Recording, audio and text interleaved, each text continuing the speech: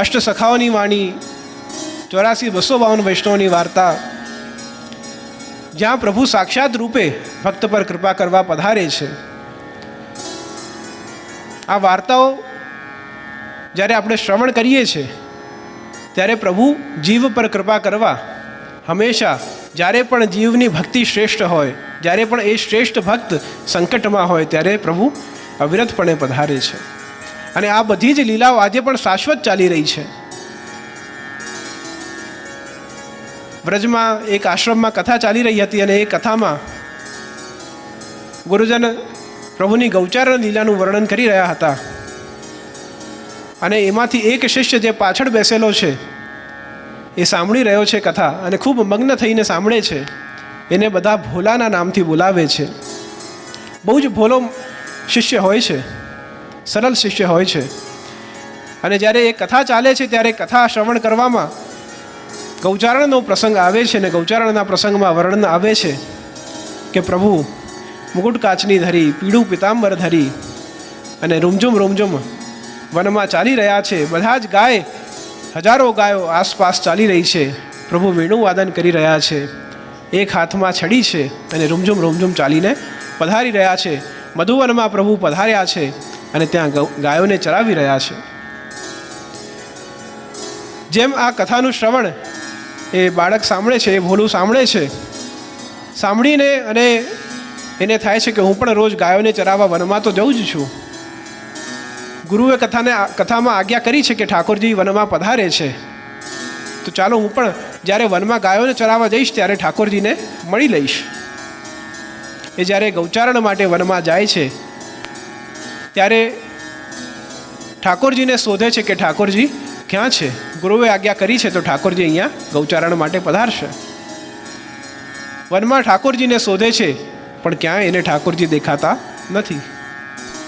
થોડો સમય થાય, પાછો આગળ પાછળ જઈને વનમાં જઈને અંદર જઈને શોધે છે પણ ક્યાં પણ એને ઠાકોરજી મળતા નથી.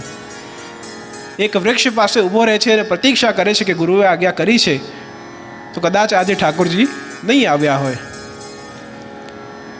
એને હમણાં એવું જ છે કે જે ગુરુએ આજ્ઞા કરી છે, જે ગુરુએ કથામાં કહ્યું છે, આજે પણ શાશ્વત ચાલી રહ્યું છે અને ગુરુએ કહ્યું છે એટલે ઠાકોરજી તો પધારશે જ.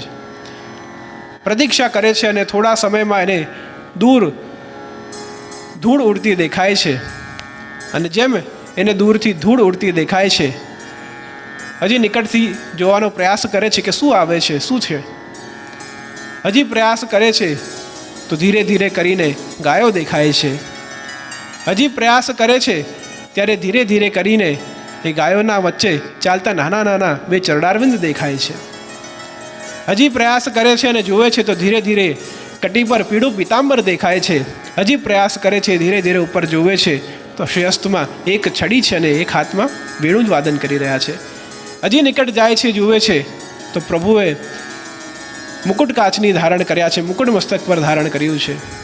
અને રૂમઝુમ રૂમઝુમ ચાલતા ચાલતા હજારો ગાયોના વચ્ચે પ્રભુ પધારે છે અને ધીરે ધીરે કરી એના પાસે પધારે છે.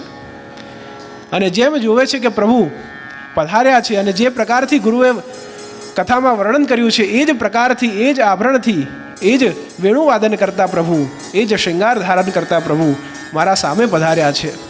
અને આ અદ્ભુત દર્શન કરીને અને પ્રભુને વંદન કરે છે, દંડવત કરે છે કે પ્રભુ આ જીવ માટે આપ સ્વયં સામે ચાલીને પધાર્યા છો.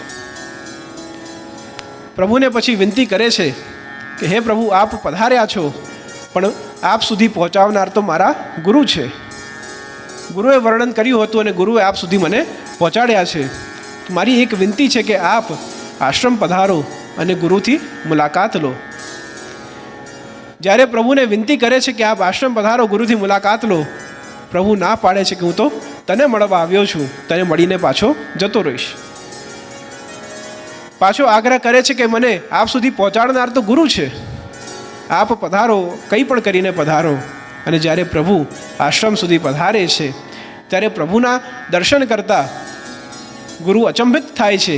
અચંબિત થઈ પહેલાં વંદન કરે છે અને પછી જે ભોળો હોય છે એ ભોળાને સાષ્ટાંગ દંડવત કરે છે કે મેં તો કેવલ વર્ણન કર્યું પણ તે સાચે એ જ દર્શન કરી, એ જ અનુભવ કરી અને પ્રભુને સાક્ષાત તું પધરાવી લાવ્યો છે, તારી ભક્તિને વંદન છે. ગુરુ શિષ્યને દંડવત કરે છે. આ લીલાઓ આજે પણ ચાલી રહી છે, અવિરત ચાલી રહી છે. આપણે પાત્ર બનવાની જરૂર છે. અને જ્યારે આપણે પાત્ર બનીએ છીએ, જ્યારે આપણી ભક્તિ સિદ્ધ થાય છે, એટલા જ માટે હું કહું છું કે આપણે કલિકાલમાં, કલયુગમાં જેટલા પણ ખોવાઈ જઈએ છીએ, यूँ तो हम कितने भी गुम हैं इस संसार में, यूँ तो हम कितने भी गुम हैं मगर सच तो यह है प्रभु कि वहाँ भी तुम हैं. આપણે આ સંસારમાં જેટલા પણ વ્યસ્ત હોઈએ છીએ, પણ એમાં પણ પ્રભુ ભક્તિમાં મસ્ત રહીએ એવો પ્રયાસ આપણે કરવો જરૂરી છે.